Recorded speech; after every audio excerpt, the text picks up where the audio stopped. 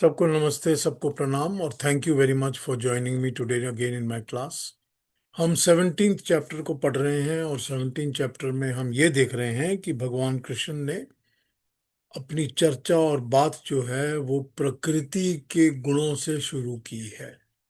यानी प्रकृति के जो तीन गुण हैं, सत्व, रजस और तमस, उनके ऊपर बात करके उन्होंने अपनी बात रखनी शुरू की है। और उस बात पे उन्होंने इसके पहले चैप्टर में भी हिंट दे दिया था कि मनुष्य कैसे होते हैं, उनकी श्रद्धा कैसे होती है। तो जैसा जैसे इंसान अंदर से मनुष्य जैसा होता है, उसकी श्रद्धा भी वैसी होती है और उसी तरह का वो मनुष्य आगे चलकर बनता जाता है। यानी कि ये चीज एक ऐसी चीज है जो कि हमारे अंदर बसी हुई इनहेरेंट क्वालिटीज होती हैं, जो हमको एक इंडिविजुअल बनाती हैं कि हम कैसे इंसान हैं, हम कैसे मनुष्य हैं। ये हमारी जो पहचान होती है ना, वो इसी से होती है कि हम किस टाइप के हैं, कि हम हर वक्त हमारी सोच क्या हमको किस तरफ लेके जाती है, हमारी जो बातें हैं वो हमको कहाँ लेके जाती हैं। ये जो चीजें हैं सारी, ये हमको इनहेरेंट मतलब हमारे संस्कारों से मिलती हैं, हमारे स्वभाव में मिलती हैं। और संस्कार बनते हैं जन्मों जन्मों जन्मों जन्मों से, संस्कार बनते जाते हैं बनते जाते हैं। अपने कर्मों से ही हम खुद ही संस्कार बनाते हैं, अपने आप ही बनाते हैं, अपने आप ही हमारे ऊपर संस्कार बनते हैं और हम वैसे ही इंसान बनते जाते हैं आस्ते आस्ते। यूं कहा जाए कि दृढ़ और सुदृढ़ होते जाते हैं, कि जैसा इंसान पिछले जन्म में था वो और सुदृढ़ हो गया, अब इस जन्म में अगले में और ज्यादा हो जाएगा, फिर और ज्यादा हो जाएगा, क्योंकि हम उन्हीं चीजों को करते हैं, उन्हीं चीजों को मांगते हैं। तो भगवान कृष्ण इसी पे बात कर रहे हैं और वो हमको ये बता रहे हैं कि सत्व, रजस और तमस के तीन गुण अब उन्होंने सिर्फ तीन क्वालिटीज में डिवाइड कर दिया है। तो अब ये तो पक्की बात है कि हम जब देखते हैं लोगों को, तो हमको बहुत कम लोग ऐसे दिखते हैं जो 100% किसी एक क्वालिटी वाले हों। ऐसे दिखते नहीं हैं लोग। तो उनमें कुछ क्वालिटीज इसकी, कुछ क्वालिटी उसकी, कुछ क्वालिटी इसकी, इस तरह का मिश्रण होता है, मिक्स्ड होते हैं। तो उस मिक्सचर के अंदर से भी कौन सी ज्यादा प्रोमिनेंट क्वालिटीज हैं, ये देखना और समझना पड़ता है। तो जो प्रोमिनेंट क्वालिटीज हैं वो मनुष्य वैसा ही दिखता है ज्यादा, पर वो प्रयास कर सकता है, वो कोशिश कर सकता है कि मैं तमस से निकल कर बाहर आऊं या रजस से निकल के बाहर आऊं। ये कोशिश वो कर सकता है, लेकिन कोशिश करने के लिए भी तो अपने अंदर वो एक्सेप्टेंस होनी चाहिए कि मुझे करना है। जब तक अपने अंदर ही एक्सेप्टेंस नहीं होगी, वो कुछ करेगा ही नहीं। तो ये चीज भगवान कृष्ण ने स्टार्ट की अपनी बात श्रद्धा के साथ, कि जो श्रद्धा होती है वो सात्विक, राजसिक और तामसिक तीनों प्रकार की होती है, क्योंकि मनुष्य तीनों प्रकार के होते हैं। तो उस बात को करने के बाद अब वो अगले चैप्टर पे आ गए, 17 में। अब उन्होंने हमको भोजन की बात कर दी, कि भोजन सात्विक भी होता है, राजसिक भी होता है और तामसिक भी होता है। और उन्होंने 1 2 3 करके गिना के बता दिया कि इस तरह का भोजन सात्विक होता है, इस तरह का राजसिक होता है, इस तरह का तामसिक होता है। चार चार पांच पांच छह छह एग्जाम्पल सब में दे दिए कि अब समझ लो क्या करना है आगे। तो अब इतनी क्लियर कट इंस्ट्रक्शंस के साथ हमको ये बात समझ में आ जाती है, तो हमको ये पता चल जाना चाहिए। हमारे यहाँ कहते हैं ना, एक बात कही जाती है कि जैसा मनुष्य का खाना होता है, उसका विचार, उसकी सोच, उसके कर्म सब उस तरह के हो जाते हैं। बिकॉज जो फूड होता है वो उस इंसान को वैसा बनाता जाता है, उस तरफ लेके जाता है। जो जैसा खाना खाएगा वैसा ही बनता जाएगा। अब वो जैसे ही बनता जाएगा, चाहे वो उसके लिए, उसके अंदर सोच भी वैसी हो जाएगी, उसकी वाणी बातें भी वैसी हो जाएंगी, उसका व्यवहार भी वैसा हो जाएगा, क्योंकि वो जैसा खाना खाएगा वैसा ही आदमी बनेगा, वैसे ही मनुष्य बनेगा। तो भगवान कृष्ण ने अपनी बात 17 चैप्टर में फूड से शुरू की है। फूड से इसलिए शुरू की है क्योंकि फूड तो यूनिवर्सली एप्लीकेबल है ना। जो भी मनुष्य जहीं जहां भी रहता है, पैदा हुआ है, तो खाना तो खाएगा ही खाएगा ना। और वो खाना खाएगा ही तो उसको समझ में आएगी ये बात कि मैं अपने खाने से भी तो अपने आप को, अपने विचारों को कंट्रोल कर सकता हूँ ना। मैं ऐसा खाना खा सकता हूँ जिससे मैं अच्छा मनुष्य बनूं। मैं क्यों फालतू चीजें के पीछे पड़ा हूं।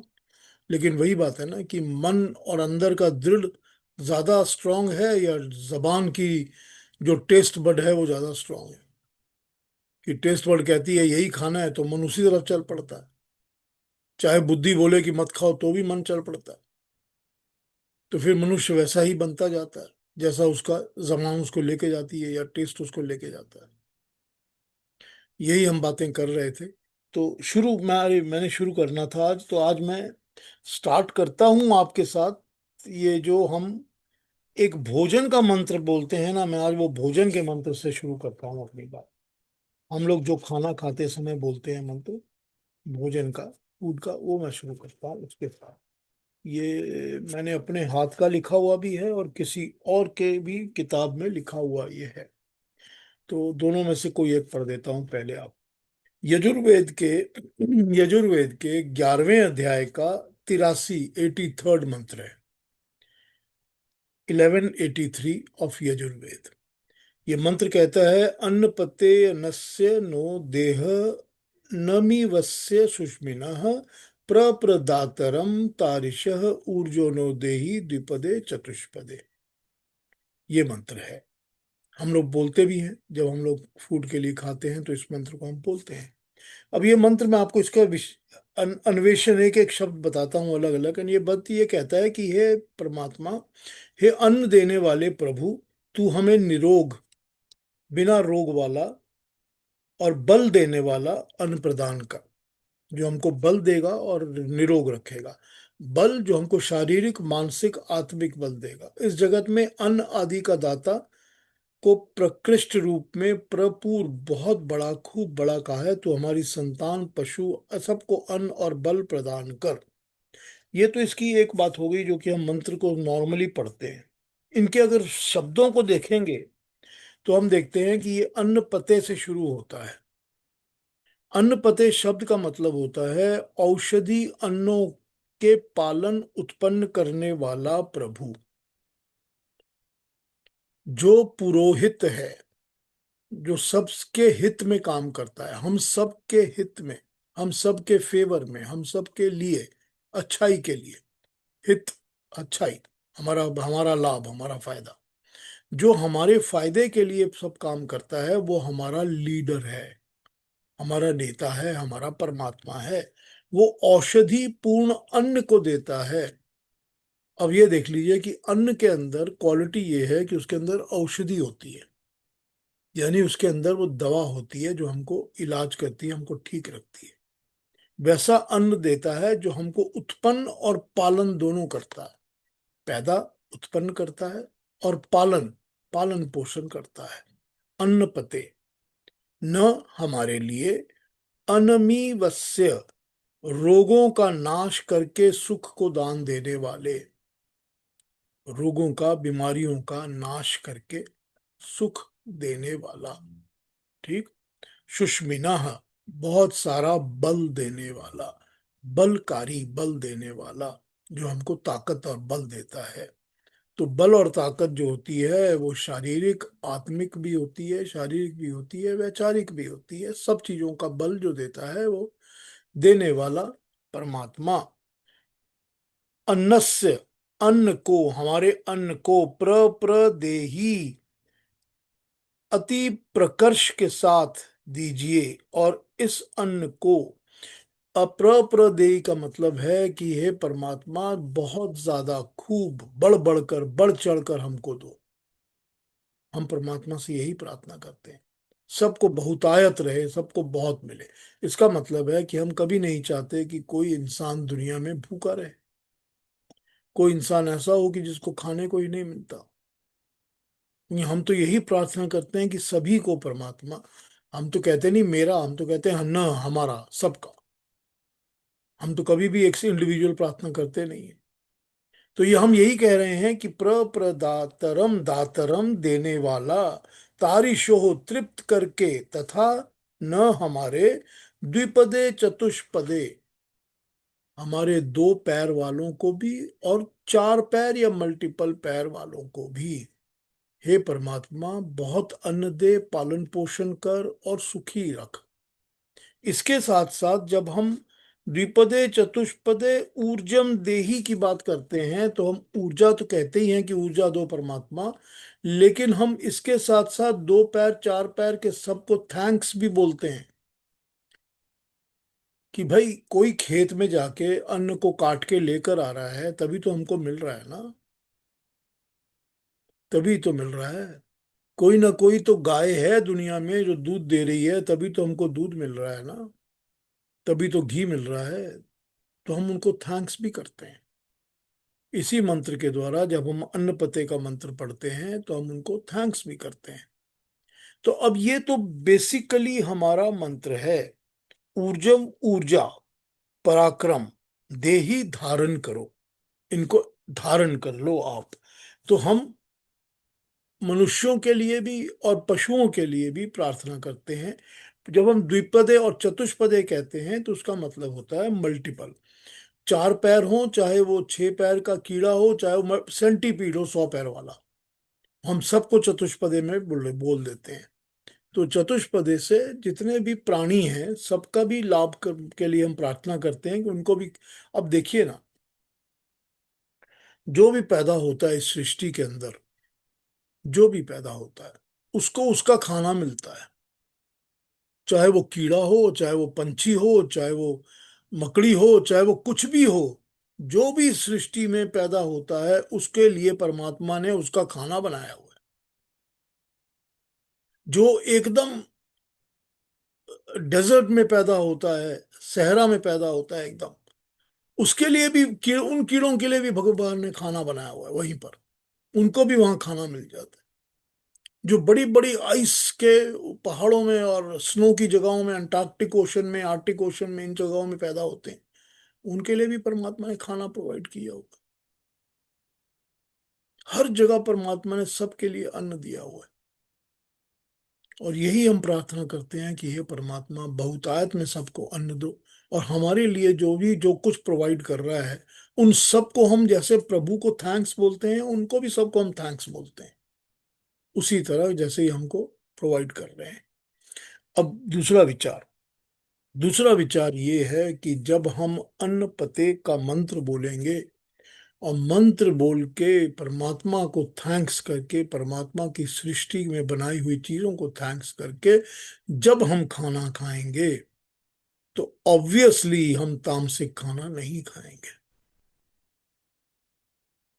जब हमारे सामने तामसिक खाना पड़ा होगा तो हमको प्रभु की याद नहीं आएगी, तो हमको प्रभु को थैंक्स करने की अंदर से प्रेरणा नहीं होगी, हिम्मत ही नहीं होगी। तो जरूरी बात है कि ठीक है, जो भी खाने हैं अगर हम खाना खाते समय हर खाने को खाने के पहले परमात्मा को थैंक्स करने के लिए अन्न पते का मंत्र बोल लेंगे, तो हमारे अंदर ये एक सबकॉन्शियस माइंड जागेगा कि मैं क्या खा रहा हूं, कि मुझे ये खाना चाहिए कि नहीं खाना चाहिए, कि क्या इसी के लिए मैंने परमात्मा को थैंक्स कहा है। ये सात्विक चीजों को धारण करने के लिए जो शास्त्र में बताई विधियां हैं वो फॉलो करने से हमेशा सात्विकता ही आएगी, हमेशा। इसी को तो भगवान कृष्ण कहते हैं, जो शास्त्रों को फॉलो करता है वो सात्विक होता है। यही तो कहते हैं ना वो भगवान कृष्ण। भोजन में भी कहा, श्रद्धा में भी यही कहा उन्होंने, कि जो सात्विक को फॉलो कर, जो शास्त्रों को फॉलो कर, यही तो शास्त्र कहता है ना हमारे लिए। भगवान कृष्ण के शब्दों में जब शास्त्र शब्द आएगा तो शास्त्र का एक ही मतलब है कि वैदिक, जो वैदिक वाणी है। क्योंकि वैदिक वाणियों से ही उपनिषद या दर्शन शास्त्र बने हुए हैं।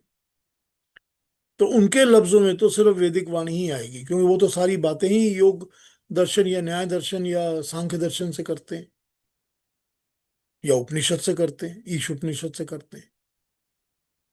तो उन्होंने तो वैदिक वाणी ही की बात कही यहाँ पर, शास्त्र। तो शास्त्र की बात जब आप मान के चलोगे तो सात्विकता मनुष्य के अंदर आएगी। अब जैसा उन्होंने भोजन के लिए हमको कहा है, वैसा ही वो सात्विक राजसिक तामसिक क्लैरिफिकेशन करेंगे यज्ञ तप दान इन सब के ऊपर। ठीक है ना। तो अगले श्लोकों पे आ जाते हैं, जिनमें वो हमसे यज्ञ की बात करेंगे पहले, उसके बाद बाकी बातें करेंगे। चलिए देखते हैं कौन सा हमने श्लोक पढ़ना था।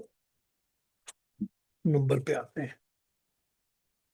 हाँ, यज्ञ की बात वो करते हैं नंबर 11 से। तो इसके अंदर एक छोटा सा कमेंट लिखा है, हमारे शास्त्रों में सात्विक आहार को विशेष बल दिया गया है। छांदोग्य उपनिषद 7:26 में लिखा है, आहार शुद्धो सत्व शुद्धि।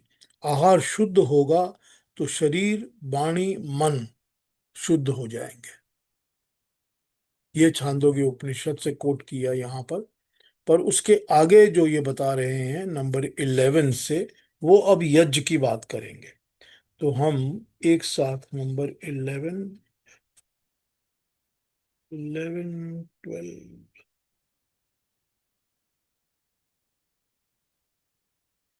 12 इन तीनों में वो यज्ञ की बात करेंगे, यानी सात्विक राजसिक और तामसिक, इसकी बात करेंगे।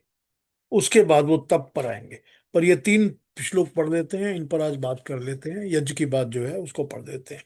तो 11 12 और 13 हमको तीनों पढ़ के सुना दीजिए अलका जी प्लीज। 11 12 और 13। हाँ जी। अफलाकाङ्क्षिभिर्यज्ञो विधिदृष्टो य युज्यते यष्ट्वयमे वेति मनः समाधाय स सात्विकः अभिसन्धाय तु फलम् दम्भात्मपि चैवेयत् युज्यते भरतश्रेष्ठतम् यज्ञं विधिराजसम् विधिहीनं सृष्टानं मन्त्रहीनं दक्षिणम् श्रद्धाविरहितं यज्ञं तामसं परिचक्षते। Thank you Alka ji, thank you.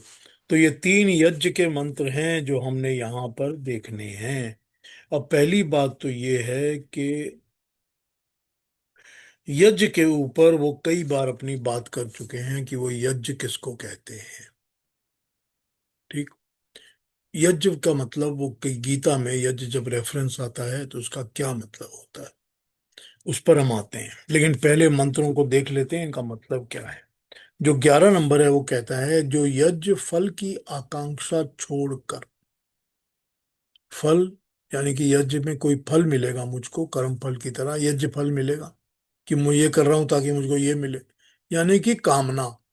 तो यज्ञ की जो आकांक्षा छोड़कर, फल की आकांक्षा छोड़कर यज्ञ करना हमारा कर्तव्य है, अपना कर्तव्य समझकर, अपनी ड्यूटी समझकर कर्म करता है, ये समझकर शास्त्र की विधि के अनुसार, जो शास्त्रों में लिखा है उसके अनुसार मन का समाधान एकाग्रता करके, मन को एकाग्र करके, मन को कंसंट्रेट करके किया जाता है, वो सात्विक यज्ञ है। विधि दृष्टा मतलब शास्त्र विहित, विधि पूर्वक देखभाल कर, दृष्टा देख कर समझ कर, विधि को समझकर, शास्त्रों को समझकर, फल की आकांक्षाओं को छोड़कर जो यज्ञ करता है, कर्तव्य समझ के यज्ञ करता है, वो अपने मन को एकाग्र करके करता है, यानी कि मन से एकाग्र होकर करता है कि मैं किसी तरफ भटक नहीं रहा, कामनाओं के पीछे नहीं भाग रहा। तो वो यज्ञ जो होता है वो सात्विक होता है। सेकंड 12 नंबर देखते हैं। हे भरतकुल श्रेष्ठ अर्जुन, जो यज्ञ किसी फल को लक्ष्य में रखकर या अभिमान और दंभ के लिए किया जाए, अपना वैभव ऐश्वर्य प्रदर्शित करने के लिए किया जाए, समझ ले वो रात से किया है। तो यहाँ पर क्या बताया उन्होंने, यहाँ बताया अभिसंधाय, लक्ष्य करके, एक लक्ष्य बनाकर, एम बनाकर कि मैं इसके लिए यज्ञ कर रहा हूं कि मुझे ये मिले, यानी कि कामना जुड़ी हुई है, लक्ष्य जुड़ा हुआ है। उस तरह से जो यज्ञ करता है दम्भार्थम, अपने ही अभिमान अपने ही दम्भ के लिए, परमात्मा के लिए, लोगों के लिए नहीं, मेरे लिए, मैं, दंभ आ गया, घमंड आ गया। उस घमंड के लिए, दिखावे के लिए, और जो भी इस चीज को इस तरह से यज्ञ करता है, इस तरह समझ के यज्ञ करता है कि मेरा अपना वैभव और ऐश्वर्य ज्यादा हो, मेरी उन्नति हो, मुझे और मिले, लोगों को दिखे कि मैं क्या हूं, कौन हूं, जो भी इस तरह से यज्ञ करते हैं वो सब राजसिक यज्ञ करते हैं। तीसरा, यानी कि तामसिक, 13 नंबर, जो यज्ञ विधिहीन है, जिसमें अन्न नहीं किया जाता, अन्न दान नहीं किया जाता, जिसमें मंत्र पाठ नहीं होता, दक्षिणा नहीं दी जाती, वो तामस यज्ञ कहलाता है। मतलब जो विधि के विहीन है, जो बताई गई विधि है शास्त्रों में, उससे अलग है, वो नहीं मान रहे, शास्त्रों को नहीं मान के करते। और असृष्टान्नम, जिसमें अन्न का दान नहीं होता। इसका मतलब है पहले दोनों में अन्न का दान होता है, या अन्न का दान होना चाहिए। ठीक, इसमें अन्न का दान नहीं हो रहा तीसरे में। तो जिसमें अन्न का दान नहीं हो रहा, वो यज्ञ। और फिर उसमें लिखा है मंत्रहीन, जो मंत्र पाठ नहीं होता, अदीक्षणम, जिसमें दीक्षा नहीं दी गई, दक्षिणा नहीं दी गई। जो यज्ञ करवा रहा है आपका, जो होता है, उसको आपने कुछ दिया नहीं, या लोगों में बांटा नहीं, या किसी भी की भी और जिसको दान देना चाहिए वो आपने दान नहीं दिया, चाहे जो भी कारण है, आपने नहीं दिया। नहीं जी, हमने खाना खिला दिया ना, हमने तो जी एक निकाल के पेंट का कपड़ा दे दिया ना, या हमने ये कर दिया, हमने वो जो हमारे घर में पड़ी थी चीज वो हमने उसको पकड़ा दी, ये ले ले जा भाई, हमारे घर में तो वेस्ट हो रही है, तू ले जा।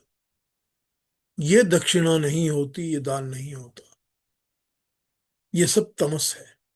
तो ये जो होते हैं लोग, जो श्रद्धा विहीरतम, जिनमें श्रद्धा भी नहीं होती, उस यज्ञ को तामस यज्ञ कहते हैं। ये तामसिक यज्ञ है। इस यज्ञ का ना कोई फल है, ना मतलब है, ना अच्छाई है, ये बुरा कर्म है, और इसका बुरा कर्म फल ही है। इसमें भला और अच्छा कुछ नहीं है। अब छोटा सा इसका नोट है, वो पढ़ता हूँ, फिर दूसरी, अब दूसरे लोगों की ट्रांसलेशन देखूंगा, फिर और बात करूंगा। इसका नोट ये कह रहा है, यज्ञ के संबंध में विशेष रूप से चर्चा गीता में कई जगह हो चुकी है। गीता ने अपने समय में प्रचलित यज्ञ के अर्थ को बदल दिया था। कर्म कांड के क्रियाकलाप, विधि विधान को उस समय यज्ञ कहा जाता था, यानी कि रिचुअल्स को, जो रिचुअल्स फॉलो कर रहे हैं, जो हमेशा से चलता आ रहा है, जो ऐसे ही करना है, बस मेरे फादर ने भी किया था, पंडित ने भी यही कहा है, उसने भी यही, इस चीजों को कर्मकांड या क्रियाकलाप, विधि विधान, इन चीजों को उस समय यज्ञ कहा जाता था। आज भी यज्ञ कहा जाता है, कोई पलटा नहीं है, कोई चेंज नहीं हुआ। तो ये कहते हैं कि गीता ने यज्ञ का अर्थ, गीता में यज्ञ का अर्थ होता है त्याग, बलिदान, उत्सर्ग, उत्सर्ग, त्याग, त्याग करना, छोड़ देना, इदनमम, इदनमम का मतलब ही ये है, मेरे लिए नहीं है ये, उसका मतलब है त्याग करना, बलिदान देना, और उत्सर्ग, बढ़ाना, अपने अंदर के आत्मबल को, अपना भी और दूसरे लोगों का भी भला करना, कि वो लोग आगे बढ़ें, जीवन में ऊपर उठें, वो सब उत्सर्ग है। ये चीजें हैं जो यज्ञ, इन अर्थों में जो यज्ञ करते हैं, वे जो कुछ करते हैं अपना कर्तव्य समझ के करते हैं, फल की आशा से नहीं करते। ये त्याग, बलिदान, उत्सर्ग जो है, ये भी अपना कर्तव्य समझ के करना है, फल की आशा से नहीं करते कि मुझे इसका ये फल मिल जाएगा, वो फल मिल जाएगा, वो नहीं करते। ऐसे लोग कर्म करते करते प्राणों का उत्सर्ग तक कर देते हैं, कर्म करते करते अपने प्राणों की इच्छा भी नहीं करते, वो भी दान में दे देते हैं, वो भी चले जाते हैं, उनके प्राण भी, परंतु अपने कर्तव्य पथ से इधर उधर नहीं डिगते। जो उनका कर्तव्य है, उससे वो नहीं हिलते, चाहे उनकी जान ही ना चली जाए। यही सच्चे अर्थों में यज्ञ है। इसको गीता ने सात्विक यज्ञ का नाम दिया है। तामस यज्ञ का वर्णन करते हुए उन्होंने कहा है कि इसमें अन्न दान नहीं होता, दक्षिणा भी नहीं दी जाती। गीता के कहने का अभिप्राय अन्नदान या दक्षिणा से यही है कि यज्ञ तभी यज्ञ कहलाता है जब उसमें दिया जाए, भर भर कर दिया जाए। अन्न तथा दक्षिणा को देने का प्रतीक है। हम देते रहें। जमा करना, संग्रह करना हमारा काम नहीं होना चाहिए। यही या सात्विक यज्ञ की भावना है। जहां देना नहीं है, लेना है, वहां तामसिक वृत्ति आकर खड़ी हो जाती है। अब ये सोचिए कि क्या हम दे रहे हैं, बांट रहे हैं लोगों में? क्या हम लोगों का भला कर रहे हैं, या हम अपने लिए जमा कर रहे हैं, इकट्ठा कर रहे हैं? तो जब हम यज्ञ कर रहे हैं और यज्ञ करके कहते हैं, हे परमात्मा, 2 मकान दे दिए, 4 और दे दे, तो क्या हम बांट रहे हैं या ले रहे हैं, अपने लिए जमा कर रहे हैं? एक बेटा दे दे परमात्मा, परमात्मा तो बेटा देता ही है, लेकिन वो बेटा भी तो हम अपने लिए मांग रहे हैं ना। ये तो नहीं कह रहे ना कि उसको मैं देश के काम में लगाने के लिए, भला करने के लिए, मेरे लिए दे दे। ये सारे यज्ञ तामसिक हो जाते हैं। बस एक सिंपल लाइन है, वो ड्रॉ कर ली इन्होंने यहाँ पर। सिंपल लाइन है कि क्या मैं अपने लिए मांग रहा हूं, या मैं दे रहा हूं, जगत को, सोसाइटी को दे रहा हूं। बस ये सिंपल लाइन है। अगर दे रहा हूं तो सात्विक की तरफ हूं, अगर मांग रहा हूं तो तामसिक की तरफ। कितनी सिंपल डिमार्केशन कर दी ना हमारे लिए। एक लाइन खींच दी ना, इधर हो कि उधर हो, बस हो गया खत्म। कौन सी पूजा कर रहे हो, क्या यज्ञ कर रहे हो, क्या कर्म कांड कर रहे हो, कौन से रिचुअल्स पे लगे हुए हो? आगे फिर और पढ़ देता हूँ।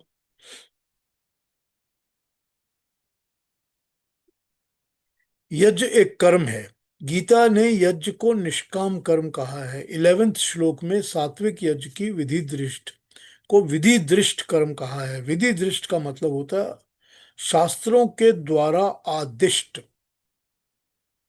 ठीक, विधि दृष्ट, जो शास्त्रों ने हमको दिखाया, समझाया है, जो विधि के अनुसार हमने देखा है। विधि विधान, विधान शास्त्र, जो शास्त्र है वही विधान है। तो जो विधान बताते हैं वो विधि होती है।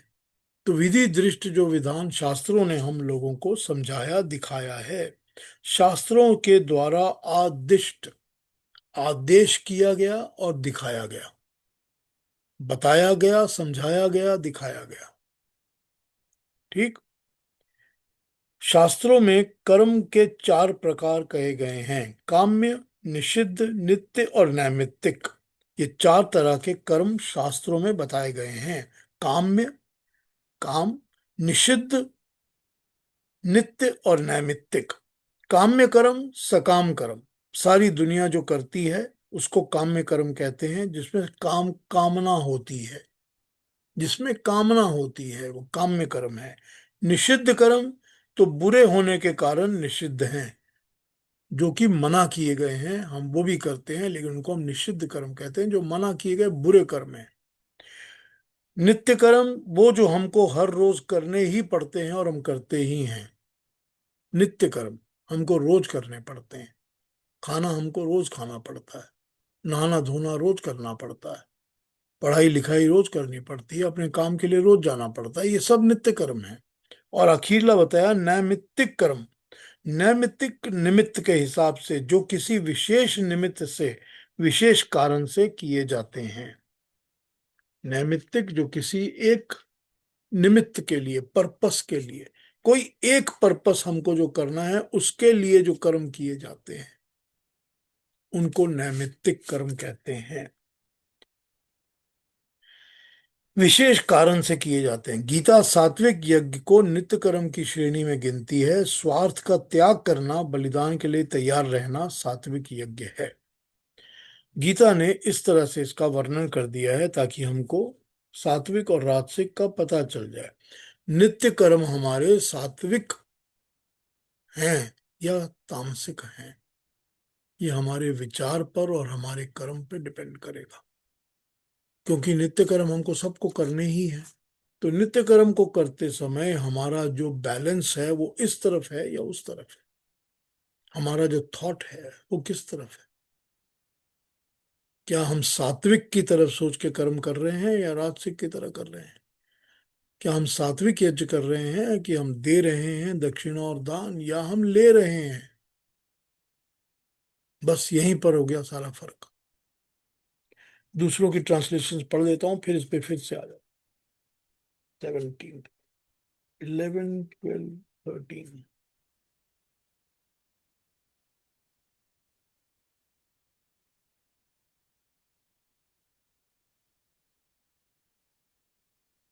The sacrifice which is offered as ordained by scriptural scriptural injunctions, by men who expect no return and who believe that such sacrifices must be performed, is sattvic in character. The sacrifice, however, which is offered for the sake of mere show or even with an eye to its fruit, know it to be Rajasic, Arjuna. And lastly, a sacrifice which is not in conformity with scriptural injunctions, in which no food is offered and no sacrificial feast, feast is paid, which is without sacred chant of hymns and devoid of faith, is said to be tamasic. वही बात जो हमने अभी पढ़ी थी। ये दूसरा देखते हैं। जो यज्ञ विधि दृष्ट शास्त्र विधि से निर्धारित किया गया है।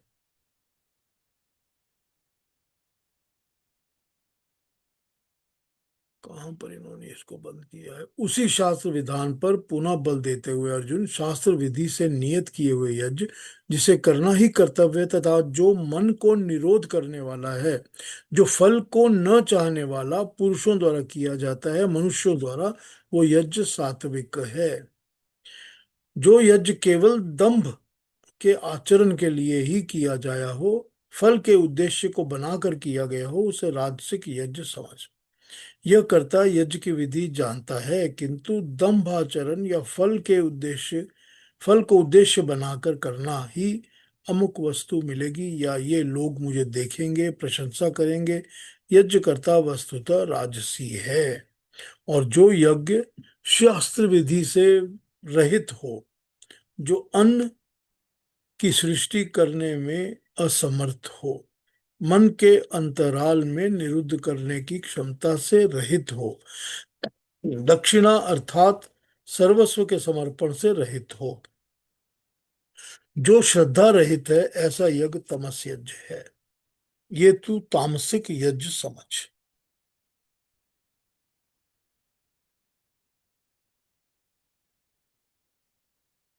और भी देख लेते हैं और।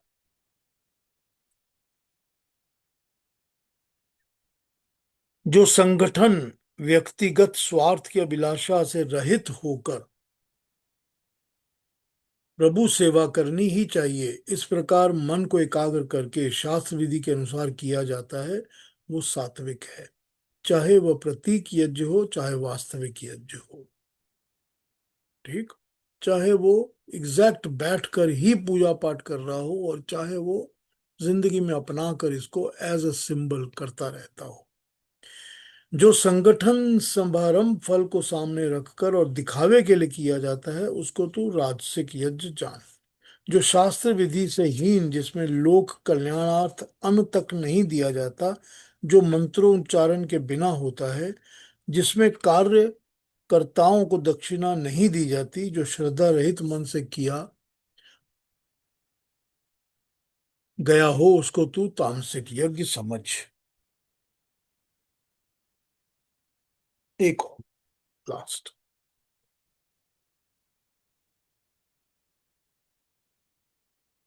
जो यज्ञ विधि के अनुसार तथा मन को समझाकर फल की इच्छा के बिना किया जाए, वो सात्विक यज्ञ होता है। जो यज्ञ दंभ को दिखाने के लिए अथवा फल का उद्देश्य रख के किया जाए, उसको राजसिक यज्ञ समझ। अनियमित यानी विधि के बिना किया ढंग, अन्न के बिना दक्षिणा के बिना श्रद्धा से रहित, श्रद्धा के बिना किया हुआ यज्ञ तामसिक यज्ञ होता है। केवल अग्निहोत्र ही यज्ञ नहीं होता, अग्निहोत्र को देव यज्ञ कहते हैं। यहाँ जहां भी गीता ने यज्ञ का उल्लेख किया है, इसका व्यापक अर्थ ही हुआ है। यज्ञ के 9 प्रकार बताए गए हैं।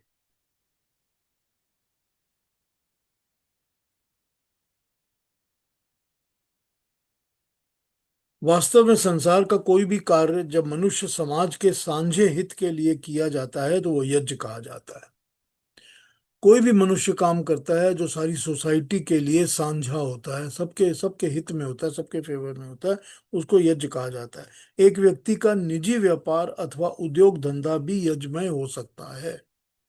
उसका अपना बिजनेस जो है, जो खुद बिजनेस कर रहा है या खुद काम कर रहा है, वो भी यज्ञमय कहा जा सकता है कि वो भी यज्ञ है। दुकानदार अपने माल की बिक्री करता हुआ जब ग्राहकों को केवल मात्र अपने बेचने के परिश्रम मात्र का ही मूल्य लेता है, तब वो यज्ञ करता हुआ ही माना जाता है।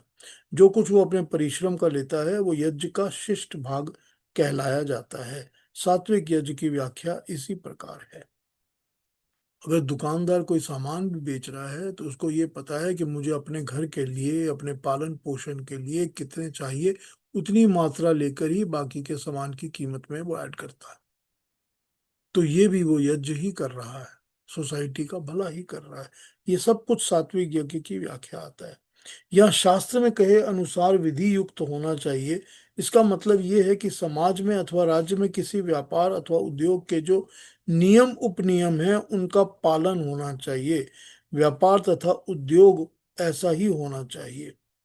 अब देख लीजिए कि जो बिजनेस कर रहे हैं, जो व्यापार कर रहे हैं, उनके लिए क्या, जब सिर्फ वही शास्त्र नहीं है, उनके लिए उस मुल्क के, उस देश के जो बनाए लॉज हैं, नियम हैं, ये भी तो शास्त्र हैं। इनका भी तो पालन करना चाहिए। तो जो इनको पालन करके अपने कर्मों को कर रहा है और वो भी लोगों के भले के लिए कर रहा है, वो सब यज्ञ है। ठीक है। दक्षिणा का मतलब है व्यापार अथवा उद्योग में काम करने वालों का वेतन, पुरस्कार इत्यादि। जिसका जो ड्यू है उसको पे करना, उसको देना। चाहे आपके अंडर कोई काम कर रहे हैं या आपके लिए किसी ने कोई काम किया है या आपके फेवर में किसी ने काम किया है, उनका जो ड्यू है वो देना। ये सब कुछ दक्षिणा में आ जाता है। अगर आप बाजार में जा रहे हैं और कोई रोटी खानी है आपने या कुछ लेना है आपने, आपने उसकी कीमत अदा करनी है, क्योंकि वो ड्यू है। तो जब आप ड्यू पे करते हैं तो वो सब कुछ दक्षिणा के अंदर आ जाता है। यही दक्षिणा का अर्थ है। श्रद्धा का अभिप्राय है कि उद्योग तथा व्यापार में विश्वास होना चाहिए कि ये समाज के किसी आवश्यकता की पूर्ति के लिए है। मतलब ये है कि जो भी आप कर्म करते हैं, आपको ये भरोसा और विश्वास होना चाहिए कि मैं ये अच्छे लोगों के भले के लिए, समाज के अच्छे के लिए कर रहा हूँ। सारी सोसाइटी, सारी दुनिया, सारे अपने लोग, सबके भले के लिए मैं ये कर्म कर रहा हूँ। अगर मैं ये भले के लिए कर्म कर रहा हूँ तो मेरे अंदर ये विश्वास होना चाहिए कि मैं अच्छा कर्म कर रहा हूँ। यहाँ पर यही श्रद्धा हो जाती है। श्रद्धा रहित का मतलब है कि समाज में अविश्वास उत्पन्न करने वाला, अर्थात स्वार्थ युक्त, जो सिर्फ अपने लिए काम करता है, मर पर्पस उसका सेल्फिशनेस है। वो सेल्फिश है जो अपने लिए ही काम करता है, वो श्रद्धा युक्त नहीं है। इन लक्षणों से रहित व्यापार और उद्योग तामसिक होगा। इस प्रकार जीवन का प्रत्येक कर्म यज्ञमय होगा यदि इन बातों का ध्यान रखा जाए। जिस कार्य का समाज में साझा हित हो, वो कार्य, व्यापार, उद्योग अथवा कोई भी धंधा हो, वो यज्ञमय हो सकता है। ठीक है। आइए इसको रखता हूँ। अब इसको समझने की कोशिश कर लेते हैं कि अभी तक हमने क्या बात की है। हमने बात की है अभी तक यज्ञ की, कि भगवान कृष्ण यज्ञ को किस तरह देखते हैं। अब हमको पता है कि संगठन, ठीक, संगठन तो हो गया। जब आप लोगों को इकट्ठा करते हो, जब आप लोगों को गैदर करते हो, यानी कि आप जिस सोसाइटी में रहते हो, उस सोसाइटी में लोगों के साथ रहना, मिलजुल के रहना या उनको इन्वॉल्व करना, ये सब संगठन में आ जाता है। तो मैंने अगर किसी चीज का बिजनेस खोला है, तो जब तक मेरे पास क्लाइंटेल और कस्टमर नहीं आएंगे, तब तक मेरा बिजनेस नहीं चलेगा। तो जो मेरे कस्टमर मेरे पास आते हैं, या एक कैटेगरी है कि मैं फलानी चीज ही बेचता हूं, तो फलानी चीज जिसको चाहिए उस कैटेगरी के लोग जब मेरे पास आएंगे, तो वही तो मेरा एक संगठन बनेगा ना। तो संगठन बहुत जरूरी है। उसी तरह से दान बहुत जरूरी है। दान देना, सिर्फ अपने लिए नहीं जमा करना, देना, उसी में दक्षिणा आ जाती है, उसी में बांटना आ जाता है। तो जो मेरे लिए काम कर रहे हैं उनको उनकी प्रॉपर सैलरी पे मिलनी चाहिए, उनको ड्यूज मिलने चाहिए। जो भी मेरे भले में कुछ कर रहा है उसको भी उसका ड्यू मिलना चाहिए। तो जब ड्यूज मिलेंगे तो वो ड्यूज ही दक्षिणा की तरह काम में आते हैं। अब आप कहेंगे कि जो मेरे घर आ गया, जिसने मेरे को हेल्प किया, जिसने मेरे साथ पूजा करवाई, मैं उसको दक्षिणा क्यों दूं? उसका कोई ड्यू तो है ही नहीं। मैंने लड्डू दे दिया ना खाने के लिए। ये तामसिक विचार है, क्योंकि आपने सिर्फ अपने सेल्फ के लिए ही ये किया है। ये तामसिक विचार है। इसमें सात्विकता ही आएगी तब, जब आप उसका ड्यू उसको दोगे। तो दान दक्षिणा, संगठन, सब इकट्ठा होना चाहिए। और फिर जब ये बात दिमाग में आ जाती है कि क्या मैं वो जो कर्म कर रहा हूँ, या मैं जो व्यवसाय कर रहा हूँ, या मैं अपनी ड्यूटी कर रहा हूँ, या मैं नौकरी कर रहा हूँ, जो भी कुछ कर रहा हूँ, क्या मैं केवल अपने लिए कर रहा हूँ? क्या ये मेरे ही लिए है? मुझे तो मिलेगा ही कुछ ना कुछ ना। कर्म कौन करता है बिना किसी फोकस के? तो कोई कर्म करता नहीं कि हाँ भी मुझे को अपनी रोटी चलानी है, घर चलाना है, परिवार चलाना है। लेकिन क्या वो, मैं क्या सिर्फ सेल्फिश नेचर के लिए कर रहा हूँ, या मैं सारी सोसाइटी के भले के लिए कर रहा हूँ? मैं रोज बम बनाता हूँ, जो बम मुझसे टेररिस्ट खरीदते हैं ताकि वो लोगों को उड़ा सके, मार सके। उससे भी तो मेरी रोटी चल रही है ना, मेरे घर वालों का खाना मिल रहा है, क्योंकि मुझे बम की कीमत मिल जाती है रोज। लेकिन वो बम किसके लिए बना रहा हूँ मैं? क्या जिनका कल्याण, किसी का भला करने के लिए कर रहा हूँ? मैं तो तबाही मचाने के लिए बना रहा हूँ। तो वो कर्म कहाँ से है? वो तो तामसिक कर्म ही है सिर्फ। तो इसी तरह जो कर्म है, जो दवाइयां बेच रहे हैं, जो खाना बेच रहे हैं, कुछ भी जो बेच रहे हैं जिसमें कोई भी चीज ऐसी है जो किसी की भी हानि कर सकती है, तो ये सब तामसिक विचार है। ये सब तामसिक मन वाले हैं। कोई भी खाने में जो अशुद्धि पैदा करते हैं, कि मैं तो आपको हेट करता हूं, मैं हेट करता हूं इसलिए खाने में इम्प्योरिटी डाल दूंगा, बिकॉज आई हेट यू। तो तामसिक विचार है। ये सब तामसिक है। तो यहां पर कर्म जो है और विचार जो है वो सब, यज्ञ जो है वो सारा कुछ कर्म और व्हाट शुड बी डन की कैटेगरी में आ जाता है। करना क्या चाहिए, क्योंकि यज्ञ वही होता है जिसके अंदर समाज का, लोगों का भला और कल्याण है, लोगों के भले के लिए किया गया कर्म, और सारे समाज, सारी सोसाइटी के लिए। ये नहीं कि मैं सिर्फ एक पर्टिकुलर ग्रुप के लिए कर रहा हूँ। पर्टिकुलर विशेष ग्रुप के लिए आप कुछ बेट कर भी सकते हो, मगर होना चाहिए सबके भले के लिए, for everybody, for the entire universe. कि इससे प्रकृति का नुकसान नहीं होगा, प्राणियों का नुकसान नहीं होगा, सब लोगों का भला होगा। वो कर्म यज्ञ कर्म है। और यज्ञ कर्म में ईमानदारी और ट्रांसपेरेंसी है, तो यज्ञ कर्म। जहां पर उसमें कोई मतलब आ जाता है कि मुझे अपना क्या लेना है, अपने लिए क्या चाहिए, वहीं वो कर्म जो है वो तामसिक हो जाता है। वो फिर यज्ञ कर्म नहीं रहता। फिर उसमें श्रद्धा नहीं रहती। श्रद्धा परमात्मा नहीं रहता, परमात्मा में विश्वास नहीं रहता। फिर उसमें परमात्मा से ज्यादा बड़ा पार्ट मैं हो जाता है। जब मैं बड़ा हो गया तो परमात्मा तो अपने आप आउट हो गया, वो है ही नहीं। फिर उसमें सात्विकता कहाँ से आएगी? फिर उसमें अभिमान आएगा, दम्भ आएगा, शो ऑफ आएगा, यही सब कुछ आएगा। कि हम तो जी बहुत बड़ा हवन कर रहे हैं, आप हमारे घर आइए, हमारी पार्ट आइए, हमने तो जी 550 लोगों को बुलाया हुआ है, 1000 लोगों को बुलाया हुआ है। क्यों कर रहे हैं आप ये? हम दिखाना चाहते हैं सबको कि हम बहुत बड़े हैं, बहुत महान हैं। हमारा 50th बर्थडे है जी, तो हमने अपना बर्थडे के लिए 1000 लोग बुलाए हैं। क्या है ये? दिखावा है ना। चलिए, आपने बुलाया, आपने ये नहीं बताया, दम नहीं किया। आप यज्ञ कर रहे हैं क्योंकि आपने 1000 लोगों को खाना भी खिलाना है और बहुत सारे लोगों को दान भी देनी है, दक्षिणा भी देनी है। अपने लिए आपको कुछ नहीं चाहिए। तब तो वो भी सात्विक हो जाएगा, तब तो हो ही जाएगा सात्विक। लेकिन है कहाँ सात्विकता?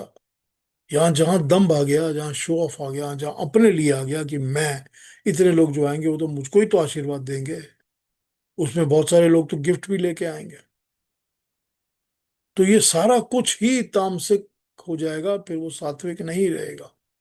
तो यहाँ पर जो एक लाइन है, वो बड़ी पतली लाइन जो अभी हमने देखी, ड्रॉ की हुई है, कि क्या मैं दे रहा हूं या मैं ले रहा हूं। बस ये जो एक लाइन है ना पतली सी, जहां ये लाइन ड्रॉ हो जाएगी तो पता चल जाएगा इस तरफ सात्विक है, उस तरफ तामसिक है। That is the way it is all of it.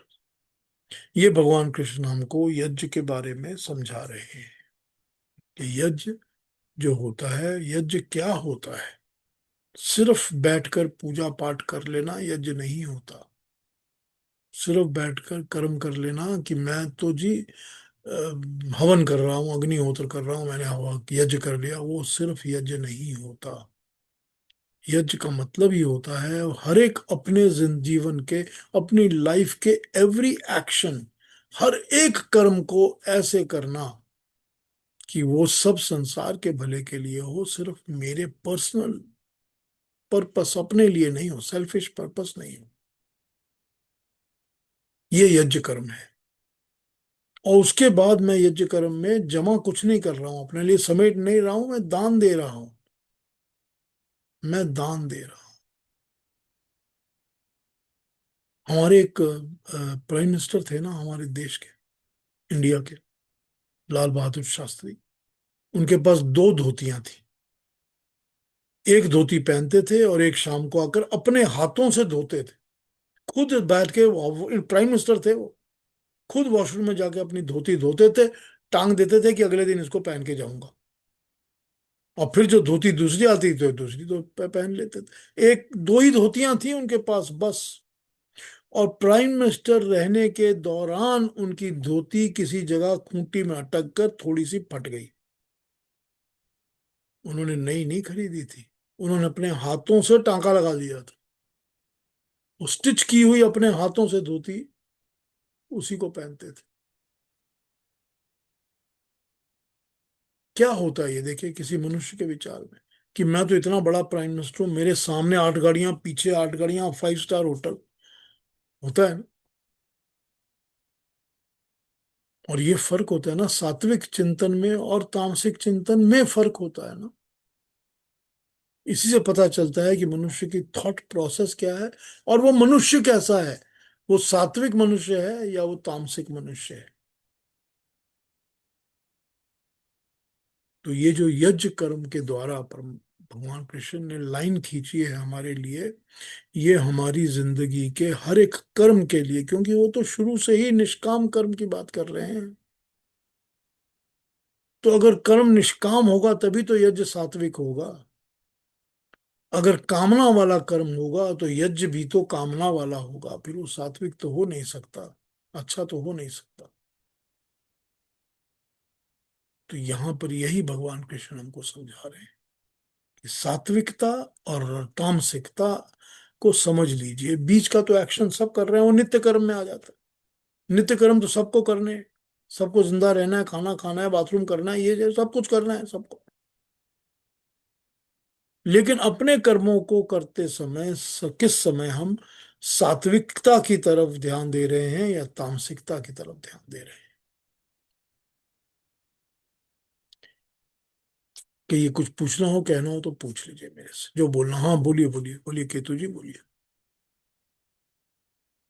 एक तो मुझे एक कमेंट देना है और एक प्रश्न करना है। कमेंट ये देना है कि जैसे मेरे दिमाग में ये बैठ गया है कि या मैं दे रहा हूँ या ले रहा हूँ, या मैं यज्ञ कर रहा हूँ मांगने के लिए, कि जन सेवा के लिए, तो मुझे लगता है ये एक तरह से कॉन्सेप्ट बाइनरी हो गया, 0 और 1। जीरो तो हो गया जब मैं ले रहा हूँ, और 1 हो गया जब मैं दे रहा हूँ। I am just thinking from that angle. ठीक है ना? It's a binary concept, either this or that, there is nothing in between. So this is my comment. ठीक है ना? I don't know if it's right or wrong, but just नहीं, ठीक है, लगा क्या। ठीक है। अच्छा, दूसरी बात यह है कि जब यज्ञ की बात हुई और आपने कहा कि नैमित्तिक विशेष कारण के लिए अगर कोई यज्ञ होता है, तो I don't know again if it's contextual. ये जो पुराने ज़माने में ये अग्नि अश्वमेध यज्ञ करते थे, तो ये अश्वमेध यज्ञ किस कैटेगरी में पड़ता है? नैमित्तिक अ, किसी एक पर्पस के लिए। हाँ, पर उसका जो ऑब्जेक्टिव होता है, आई don't know what the objective was, पर जो भी ऑब्जेक्टिव होता है, देन फिर वो सात्विक, राजसिक और तामसिक के कैटेगरी में भी आ सकता है वो ना? राजसिक होगा, वो राजसिक राजसिक ही होगा। होगा ना। हाँ, हाँ, मुझे नहीं मालूम है, इसलिए हम जिस राजसिक पूछ ही रहा हूँ, होगा। क्योंकि राज्य के लिए है। हाँ, वो राजसिक है, वो राजसिक ही है। वही है ना, जैसे नेटो है ना आज। जो नेटो हाँ, है वो अमेरिका ने क्यों पहनाया हुआ है, वो सब देशों को बोला है तुम लोग नेटो के मेंबर बन जाओ। वो तो वो अश्वमेध यज्ञ ही है, तो राजसिक ही है वो। हाँ, ये हाँ, दूसरी बिल्कुल। बात है कि वो राजसिक होते होते भी तामसिक ज्यादा है, वो दूसरी बात है। क्योंकि वो भी तो हो सकता है ना। हाँ, अब बिल्कुल। दुर्योधन ने भी तो अपने अंडर बहुत सारे राजे रखे हुए थे ना दूसरे देशों के। तो उसने हाँ भी जी। तो इसी तरह से राजसूय उसने अश्वमेध की तरह ही बहुत सारे राजे अपने अंडर रखे थे। तो जो उसके राजे उसके साथ थे, मिले हुए थे, उनके साथ रहते थे, उनके सब में तो वो राजसिकता होते हुए भी तामसिक भाव आ गया ना। तो ये दोनों राजसिक तो है ही वो एक्शन, मगर वो तामसिक भी हो सकता है। हाँ, राइट। ठीक है, थैंक यू। ठीक है ना। हाँ, धन्यवाद। ज्योति केरकर जी, क्या कहेंगी आप? Hello, good evening. Good evening, बताइए। या आज के पार्ट का एक में आपने वो जो you said that mantra from the Yajurveda 1183 I think you said right that that is the mantra Yajurveda mantra for food. food, yes, the same mantra I remember my grandfather used to say in Marathi, okay, which used to say vadani kavala gheta nav घ्या Shri हरीचे, which means vadani means in your mukh. When you take a morsel, cover is morsel, food. You take Sri Hari's name. So that reminded me of this. My grandfather went off, and then we all stopped doing all these things at all. You know, so ये तो कब मंत्र हम गाते ही नहीं, बोलते ही नहीं है खाना खाते समय. But this, I got that memory when you said this mantra from Yajurveda.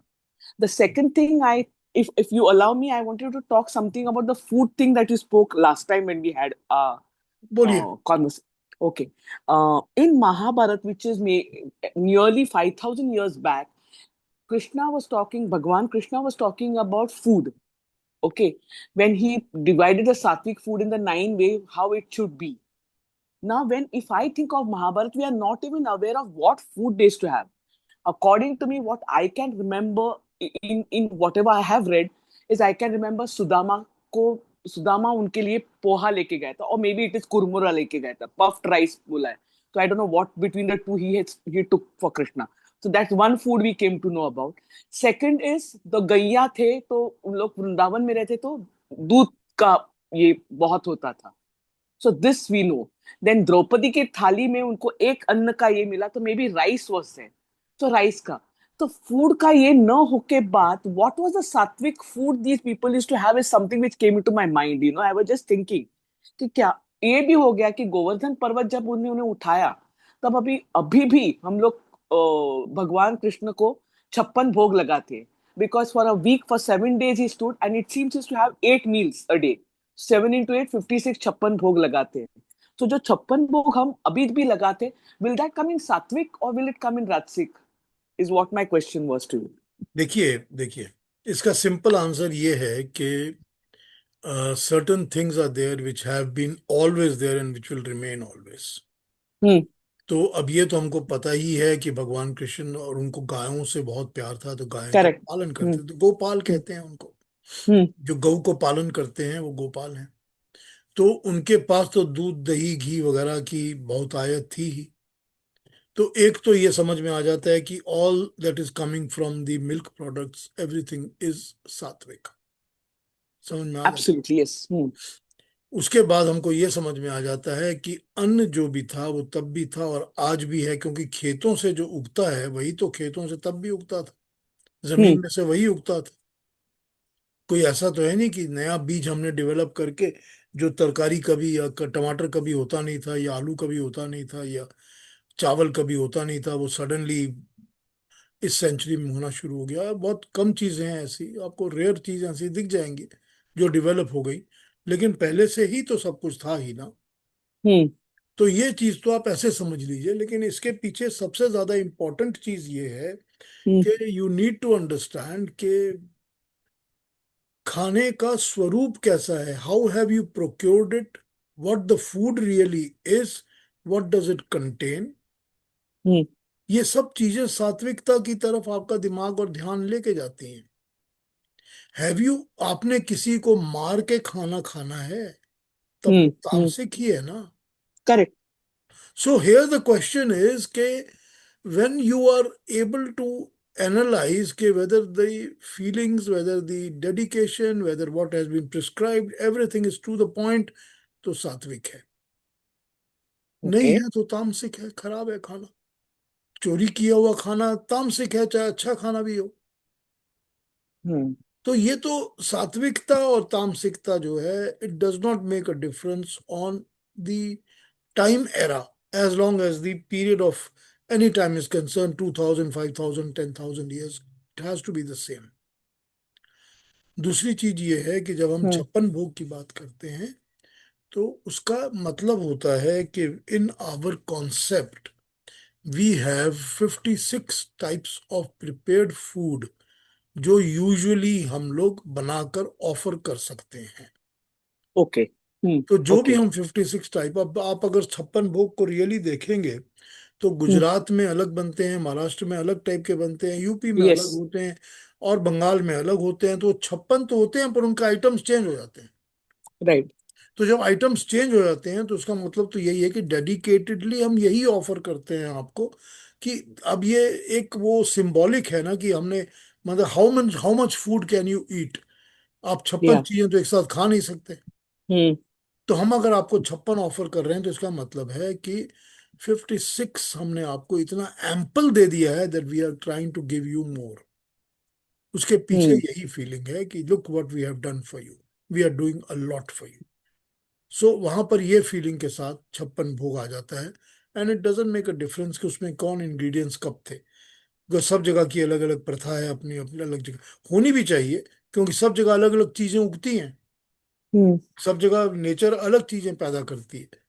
तो जहां पर जो पैदा होता है, जहां विशेषता जो होती है, वो उस 56 भोग में आएगी। Hmm. ठीक है ना। Hmm. Okay. So it is more of how you procure it, how your thinking is that creates the satvikta rajas, the tamasic. This is and what what I type of understand. Food is it, Huh. What type of. Yes. Yes. Okay. Thank you. Yeah. Thank you Jyoti ji.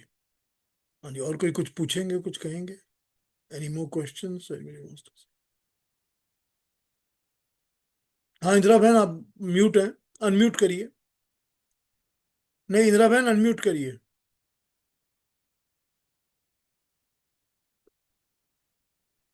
Mute जब में हम हैं लोग आप। बाहर बाहर भोजन करते हैं तब कभी रात को बहुत डरावने सपने आते हैं, और कभी अच्छा खाना अच्छी जगह जाके खाते हैं जहाँ अच्छी तरह से पकाया हो, लोग अच्छे विचार के हो। अपने घर की भी बात है, जब जब वो महाराज गुस्से में होता है तब भोजन अलग बनता है, और जब वो भजन सुनते सुनते बनाता है तब स्वाद अलग होता है।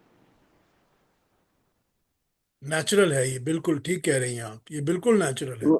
वही बात है कि हाँ जैसा अन्न वैसा मन। हम खाने हाँ में एक वो फीलिंग्स आती है ना, मनुष्य की श्रद्धा की फीलिंग्स, जब वो सब चीजों में आती है ना। तो आपको उन्होंने बता दिया यज्ञ में भी आती है, तो खाने में भी वैसा ही आती है। आता है। जैसा श्रद्धा होगी वैसा ही बनेगा। हम्म हम्म, खाना बनाते वक्त नेगेटिव बात करोगे, खाना स्वाद ही नहीं बनेगा।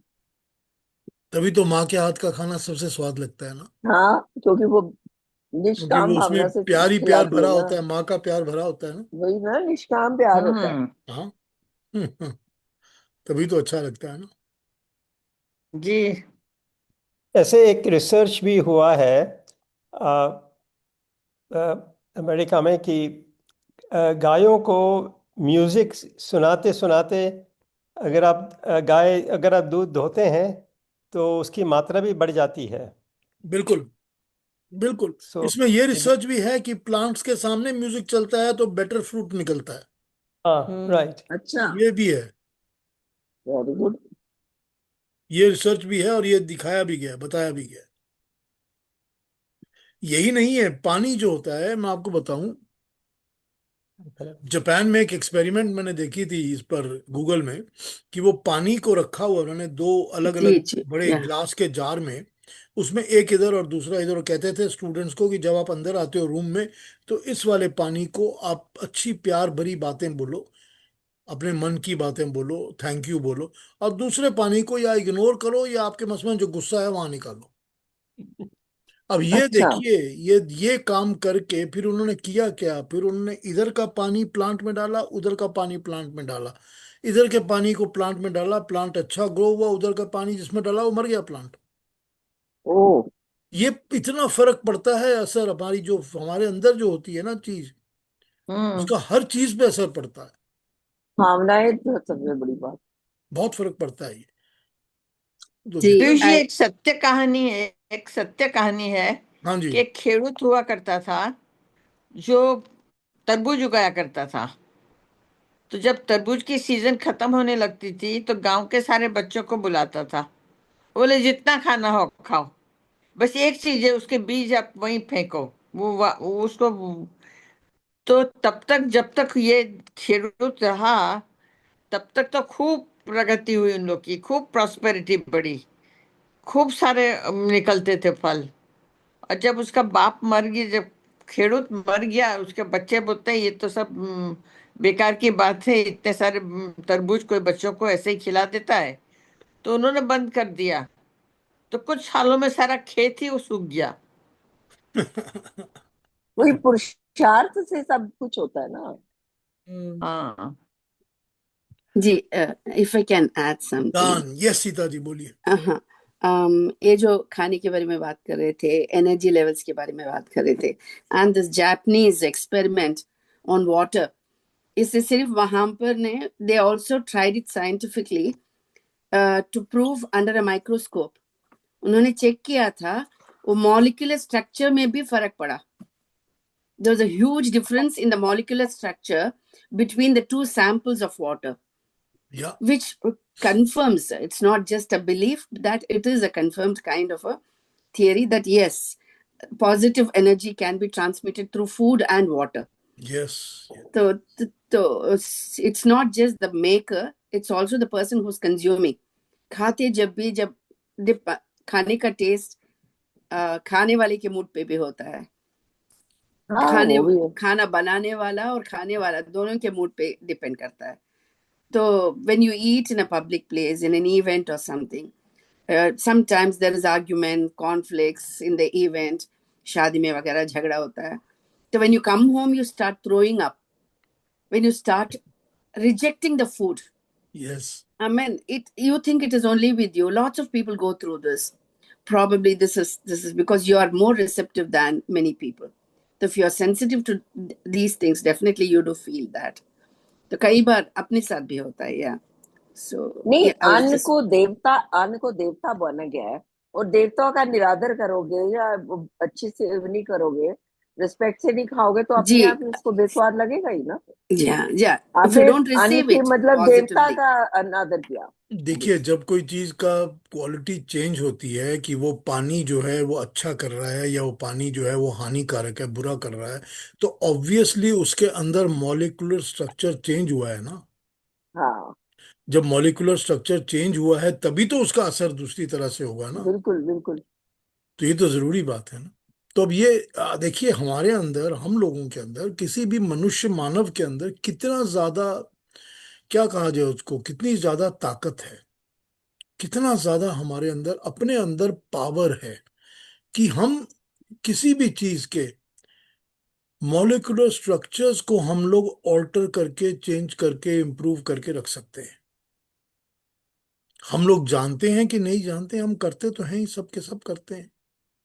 अनमना हो के खाना बनाते हैं कि हमारा दिल नहीं है, बना रहे हैं, फिर भी फोर्स किया गया हम फिर भी बना रहे हैं। या बड़े प्यार से बनाते हैं कि मुझे तो बड़े प्यार से बनाना है खाना, ये हम सब करते ही हैं ये सब काम।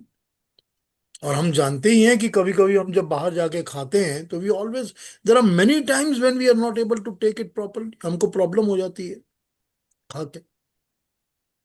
बहुत बार होता है ऐसा, कई बार लोगों के घरों में भी होता है ऐसा, या पार्टीज में होता है, या रेस्टोरेंट्स में होता है, या कहीं भी होता है, कभी अपने घर में भी हो सकता है।